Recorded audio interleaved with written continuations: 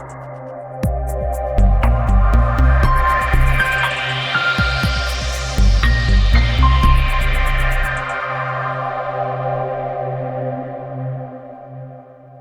വരുന്ന യേശുക്രിസ്തുവിന്റെ വാത്സല്യനാമത്തിൽ നിങ്ങൾക്ക് എല്ലാവർക്കും എൻ്റെ സ്നേഹവന്ദനം.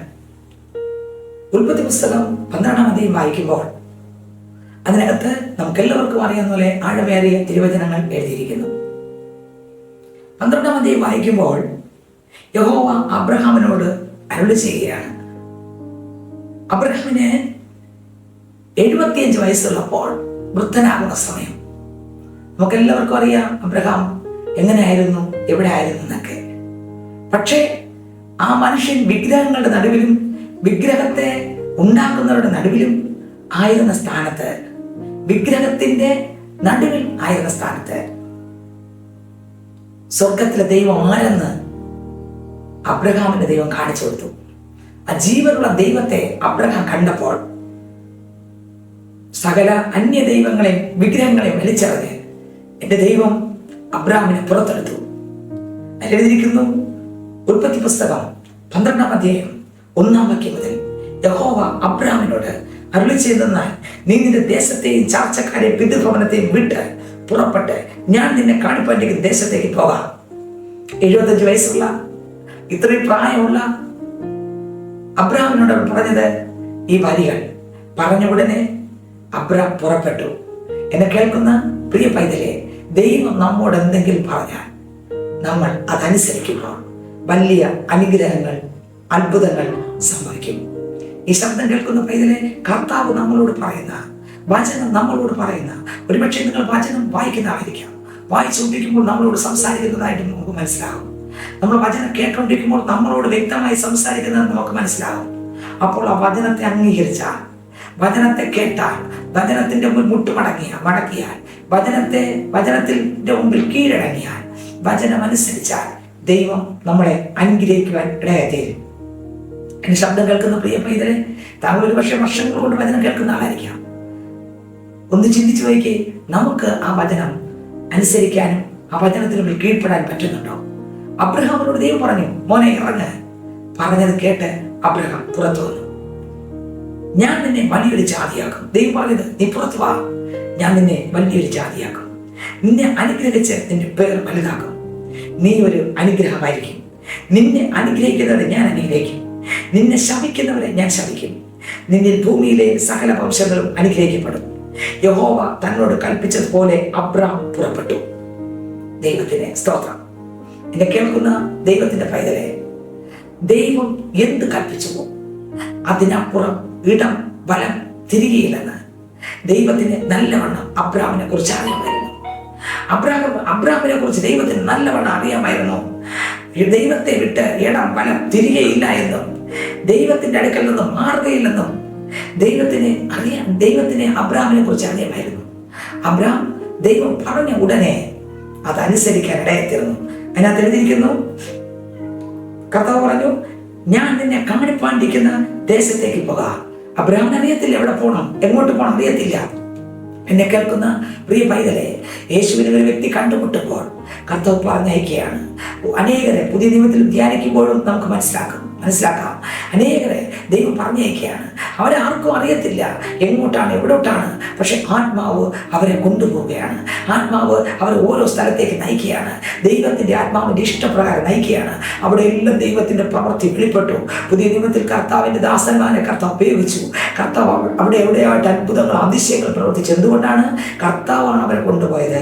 എവിടേക്കെന്ന് അറിയത്തില്ല. ആത്മാവ് എത്രയോ പേരെ തൂക്കിയെടുത്തോടെ എത്രയോ സന്ദർഭങ്ങൾ പോയി. സ്നേഹിതരെ, കർത്താവ് എല്ലാം അത്ഭുതം ചെയ്യുന്ന ദൈവമാണ്. ഇതാ അബ്രഹാമിനോട് പറഞ്ഞു, അബ്രഹാം എവിടേക്കെന്നറിയാതെ യാത്രയായി. ദൈവം പറഞ്ഞത് കേട്ട് അവൻ ഇറങ്ങി പുറപ്പെട്ടു. സ്തോത്രം. ദൈവം പറഞ്ഞു, മോനെ ഞാൻ നിന്നെ വലിയൊരു ജാതിയാക്കും. സ്തോത്രം. അതുപോലെ ജാതിയാക്കി നിന്നെ അനുഗ്രഹിച്ചതിന്റെ പേർ വലുതാക്കും. ഇന്ന് നിന്റെ പേർ ചെറുതാണ്. നിന്റെ വീട്ടുകാരും നിന്റെ നാട്ടുകാർക്ക് മാത്രമേ അറിയാവുള്ളൂ. എന്നാൽ അബ്രഹാമേ, നിന്റെ പേരിനെ അനേകർ അറിയുന്ന കാലം വരുന്നു. എന്റെ ശബ്ദം കേൾക്കുന്ന പ്രിയ പൈതലെ, നിന്നെ വലിയൊരു ജാതിയാക്കുമെന്ന് പറഞ്ഞ കർത്താവ് അതുപോലെ അബ്രാമിനാക്കി. അങ്ങനെയെങ്കിൽ ഏതെല്ലാം പ്രയാസത്തോടെ ഇരിക്കുന്നുവോ, ക്രിസ്തുവിന്റെ ജീവനിൽ ജീവിക്കാൻ ആഗ്രഹിച്ചാൽ ബാക്കിയെല്ലാം ദൈവം ചെയ്യും. മുമ്പേ അവന്റെ രാജ്യവും നീതി അന്വേഷിക്കുക, അതോടുകൂടെ സകലവും നമുക്ക് കിട്ടും. എന്നാൽ ഇതിനകത്ത് എഴുതിയിരിക്കുന്നു, സ്തോത്രം, ഞാൻ നിന്നെ വലിയൊരു ജാതിയാക്കും, നിന്നെ അനുഗ്രഹിച്ച് നിന്റെ പേർ വലുതാക്കും. സ്തോത്രം. ഇന്ന് നിന്നയോടും ഇന്ന് ദുഷിയോടും ഇന്ന് എതിർപ്പുകളുടെയും ഒറ്റപ്പെടുന്ന നടുവിലായിരിക്കാം. നിന്റെ പേര് കേൾക്കുമ്പോഴേക്കും അപമാനം, മറ്റുള്ളവർക്ക് മറ്റുള്ളവരുടെ മുമ്പിൽ ഒരു നിന്ന വിഷയമായിരിക്കാം. സാരമില്ല. യേശുവിന്റെ മകനായി ജീവിക്കുന്ന ആളാണോ? കർത്താവിന്റെ വചനം അനുസരിച്ച് പാപത്തെ വിട്ടിറങ്ങുമ്പോൾ, തെറ്റുകളെ വിട്ടിറങ്ങുമ്പോൾ, സത്യത്തിലും ആത്മാവിലും ആരാധിക്കാൻ ഇറങ്ങി പുറപ്പെടുമ്പോൾ, ക്രിസ്തുവിന്റെ വചനത്തിന് മുമ്പിൽ മുട്ടുമടക്കുമ്പോൾ, സത്യവചനത്തിന് മുമ്പിൽ മുട്ടുമടക്കുമ്പോൾ സ്വർഗം തങ്ങളെ അനുഗ്രഹിക്കും. സ്വർഗീയ നന്മകൾ തരും, സ്വർഗീയ അനുഗ്രഹങ്ങൾ തരും. ആർക്കും എടുത്തു കളയാൻ പറ്റാത്ത, ആർക്കും നശിപ്പിക്കാൻ പറ്റാത്ത ദൈവിക നന്മകളെ തരും. യേശുവിന്റെ സമാധാനം, സന്തോഷം തരും. യേശുവിന്റെ ആത്മാവിന്റെ വരങ്ങളും ഫലങ്ങളും തരും. ലോകത്തിലെ സകല ഇരുട്ടിന്റെ ശക്തികളെ ദൈവം ഉടയ്ക്കും. ക്രിസ്തുവിലുള്ള ആനന്ദം തരും. സ്തോത്രം. ലോകത്തിൽ ഒരുപാട് ആനന്ദങ്ങളുണ്ട്, എന്നാൽ സകല ആനന്ദത്തിനേക്കാളും മേലായ ആനന്ദമാണ് യേശു തരുന്ന ആനന്ദവും സമാധാനവും സന്തോഷവും. ലോകത്തിന്റെ സമാധാനമല്ല യേശുവിന്റെ സമാധാനം, ലോകം തരുന്ന സന്തോഷമല്ല യേശു തരുന്ന സന്തോഷം. അതൊരിക്കലും മാറാത്തത്, അഴിയാത്ത സന്തോഷമത്രേ. ഇന്ന് ഈ ശബ്ദം കേൾക്കുന്ന പ്രിയ പൈതലെ, ദൈവം താങ്കളെ അനുഗ്രഹിക്കും. ഏതൊക്കെ ഭാഗത്ത് പാപത്തിന്റെ നടുവിലാണോ, പുറത്തിറങ്ങിയാൽ പാപം വിട്ട്, പിന്മാറ്റം വിട്ട്, ലോകമോഹം വിട്ട്, ദൈവഹിതമല്ലാത്ത സകല വഴികളെ വിട്ട്, ക്രിസ്തുവിന്റെ മുന്നിൽ ഏകമാർഗം യേശുനാഥൻ, യേശു തന്നെ വഴിയും സത്യവും ജീവനും, ആ യേശുവിന്റെ പാതയിലേക്ക് മുട്ടുമടക്കിയാൽ, ആ യേശു തന്നെ കർത്താവെന്ന് നോക്കി മുട്ടുമടക്കിയാൽ, ഈ ശബ്ദം കേൾക്കുന്ന പ്രിയ പൈതലെ, സ്വർഗം നിന്നെ അനുഗ്രഹിക്കും. വലിയ നന്മ നിനക്കുണ്ടാകും. നിന്നെ അനുഗ്രഹിച്ചതിന്റെ പേര് വലുതാക്കും. അടുത്ത വാക്യം പറയുന്നു, നീ ഒരു അനുഗ്രഹമായിരിക്കും. ഇന്നിന്റെ ശബ്ദം കേൾക്കുന്ന പൈതലെ, കർത്താവിന്റെ മുൻപിൽ പ്രാർത്ഥിക്കുന്ന, കർത്താവിന്റെ വചനത്തിന് വീഴുന്ന, ദൈവവചനത്തിന് വിറയ്ക്കുന്ന ഒരു പൈതലാണോ? എന്നാൽ കർത്താവ് പറയുന്നു, നീ ഒരു അനുഗ്രഹമായിരിക്കും. യെശയ്യായുടെ പുസ്തകം വായിക്കുമ്പോൾ അതിനകത്തൊരു വാക്യമുണ്ട്. യെശയ്യായുടെ പുസ്തകം അതിന്റെ 66-ാം അധ്യായം 2-ാം വാക്യം വായിക്കുമ്പോൾ അതിനകത്ത് എഴുതിയിരിക്കുന്നു, 66-ാം അധ്യായം അതിന് 2-ാം വാക്യം വായിക്കുമ്പോൾ, എങ്കിലും അരിഷ്ടനും മനസ്സ് തകർന്നവനും എൻ്റെ വചനത്തിങ്കിൽ വിറയ്ക്കുന്നവനുമായ മനുഷ്യനെ ഞാൻ കടാക്ഷിക്കും. എങ്കിലും അരിഷ്ടനും മനസ്സ് തകർന്നവരും എൻ്റെ വചനത്തിൻ്റെ മുമ്പിൽ വിറയ്ക്കുന്നവനുമായവനെ ഞാൻ കടാക്ഷിക്കും. മനസ്സ് തകർന്നവനെ കടാക്ഷിക്കുന്ന ദൈവം, വചനത്തിൻ്റെ മുമ്പിൽ വിറയ്ക്കുന്നവനെ കടാക്ഷിക്കുന്ന ദൈവം. എൻ്റെ ശബ്ദം കേൾക്കുന്ന പ്രിയ പൈതലെ, സ്തോത്രം. നീ ഏതെല്ലാം വിഷയത്തിന് നടുവിലാണെങ്കിലും ദൈവ ഭയത്തോടെ ദൈവത്തിന് മുമ്പിൽ മുട്ടുമടക്കിയാൽ കർത്താവ് പറയുന്നു, നിന്നെ അനുഗ്രഹിച്ചതിന്റെ പേര് വലുതാക്കും. നീ ഒരു അനുഗ്രഹമായിരിക്കും. ഈ ശബ്ദം കേൾക്കുന്ന പൈതലെ, ഏതൊക്കെ ഭാഗത്താണോ ദൈവഹിതമല്ലാത്ത വഴികൾ താങ്കൾ നിൽക്കുന്നത്, മടങ്ങി വന്ന് ദൈവത്തിന്റെ മുൻമുട്ട് മടക്കാമെങ്കിൽ കർത്താവിന്റെ വചനം പറയുന്നു, നിന്നെ അനുഗ്രഹിക്കും. നീ ഒരു അനുഗ്രഹമായിരിക്കും. കഴിഞ്ഞ നാളുകളിൽ ഒരു ശാപമായി കിടക്കുന്ന ആളായിരിക്കാം എന്റെ ശബ്ദം കേൾക്കുന്നത്. എല്ലാവരുടെ മുൻപിൽ തകർന്ന ആളായിരിക്കാം. എന്നാൽ യേശുവിന്റെ മുൻമുട്ട് മടക്കിയാൽ, യേശുവിന്റെ കുറവുകളെ ഏറ്റുപറഞ്ഞാൽ, പാപത്തെ വിട്ടുതിരിഞ്ഞാൽ, ദൈവഭാഗത്തോട്ട് മടങ്ങുമെന്നാൽ തങ്ങളുടെ പക്ഷേ യേശുവിനെ കണ്ടുമുട്ടി പിന്മാറിയാളായിരിക്കാം. എന്നാൽ ഈ ശബ്ദം കേൾക്കുമ്പോൾ തന്നെ പിന്മാറ്റങ്ങളെ ചികിത്സിക്കുന്ന ഒരു കർത്താവുണ്ട്. പിന്മാറി കിടക്കുന്ന നിന്നെ കനിക്കട്ടെ കനലാക്കുന്ന ഒരു കർത്താവുണ്ട്. കർത്താവിന്റെ ശക്തി നൽകി വീണ്ടും അടുപ്പിക്കുന്ന കർത്താവ് പറയുന്നു, മക്കളെ, നീ ഒരു അനുഗ്രഹമായിരിക്കും. സ്തോത്രം. അബ്രാം ദൈവം പറഞ്ഞത് കേട്ടിറങ്ങി.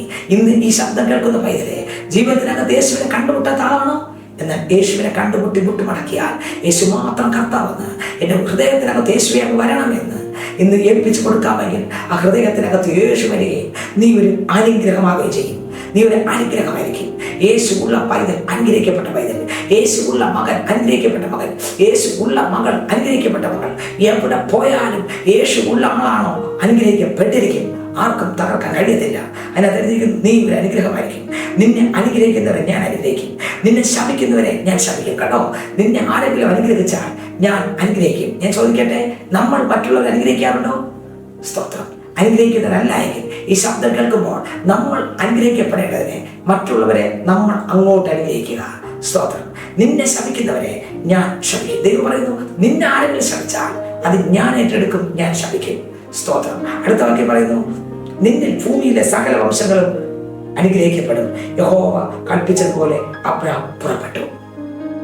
എന്നെ കേൾക്കുന്ന പ്രിയ പൈതലെ, കർത്താവ് കൽപ്പിച്ചതുപോലെ ദൈവഹിതമല്ലാത്ത ഏതെല്ലാം വഴികളിലാണ് താങ്കൾ നിൽക്കുന്നത്, അവിടെ നിന്നെല്ലാം മടങ്ങി വരാമെങ്കിൽ അനുഗ്രഹിക്കുന്ന ഒരു ദൈവമുണ്ട്. സ്തോത്രം. ഈ ജീവിതം കഴിഞ്ഞ് അടുത്തൊരു ജീവിതമുണ്ട്, അവിടെയും നഷ്ടപ്പെടാതെ, പുഴുവും തുരുമ്പും കെടുത്താതെ, കള്ളന്മാർ തുറന്നു മോഷ്ടിക്കാത്ത ആ സ്വർഗത്തിൽ നമ്മുടെ നിക്ഷേപം ലഭിക്കാമോ? കുറവുകളെ ഉണരാം, തെറ്റുകളെ ഉണരാം. അബ്രഹാമിനോട് പറഞ്ഞു, അബ്രഹാം ചാടി ഇറങ്ങി, ദൈവവചനപ്രകാരം പുറത്തിറങ്ങി, അയാൾ അനുഗ്രഹമായി മാറി. ഇനി ശബ്ദം കേൾക്കുന്ന പൈതലെ, കർത്താവിനെ കണ്ടുമുട്ടാത്ത ആളാണെങ്കിൽ ഇന്ന് കണ്ടുമുട്ടാമോ? പിന്മാറ്റക്കാരാണെങ്കിൽ ഇന്ന് മടങ്ങി വരാമോ? വചനം കേട്ടിന് ജീവിതത്തിനകത്ത് ഒരു ഇല്ലാത്ത ആളാണെങ്കിൽ വചനപ്രകാരം ജീവിക്കാമോ? അതിന് ദൈവം പരിശുദ്ധന്മാർ എല്ലാവരും സഹായിക്കട്ടെ. നമുക്കടയ്ക്കാൻ പ്രാർത്ഥിക്കാം. പരിശുദ്ധനെ, സ്വർഗീയ രാജാവേ, കേൾപ്പിച്ച വചനം നിങ്ങൾക്കായി സ്തോത്രപ്പ. അബ്രഹാമിനെ അനുഗ്രഹിച്ച ദൈവം ഇന്ന് വചനം കേട്ടുകൊണ്ട് സകലരെയും അനുഗ്രഹിച്ച് പ്രാർത്ഥിക്കുന്നു. ഈ വചനത്തിലെ സകല അനുഗ്രഹങ്ങളും എല്ലാവരുടെ മേലും ഇറങ്ങട്ടെ പച്ച. അവരെ എല്ലാ നിലവാരങ്ങളിലും അനുഗ്രഹിക്കപ്പെട്ട യേശുവിന്റെ നാമത്തിലുള്ള അനുഗ്രഹം സ്തോത്രം. നിന്നെ അനുഗ്രഹത്തിന്റെ പേര് വലുതാക്കും. നീ ഒരു അനുഗ്രഹമായിരിക്കും. നിന്നെ അനുഗ്രഹിക്കുന്നവരെ ഞാൻ അനുഗ്രഹിക്കും, നിന്നെ ശമിക്കുന്നവരെ ഞാൻ ശമിക്കും. നിന്നിൽ ഭൂമിയിലെ സകല വംശങ്ങളും അനുഗ്രഹിക്കപ്പെടുമെന്ന് അബ്രഹാമിനോട് പറഞ്ഞതുപോലെ ഈ ജനത്തെ അനുഗ്രഹിച്ച് പ്രാർത്ഥിക്കുന്നു. അവരൊരു അനുഗ്രഹമാകട്ടെ. സ്വർഗം അങ്ങനെ തന്നെ ചെയ്തിരിക്കുക. സ്തോത്രം. പ്രാർത്ഥിക്കുക. സ്തോത്രം. യേശുവിൻ നാമത്തിൽ തന്നെ ആമേൻ. God bless you. ദൈവം എല്ലാവരെയും അനുഗ്രഹിക്കട്ടെ.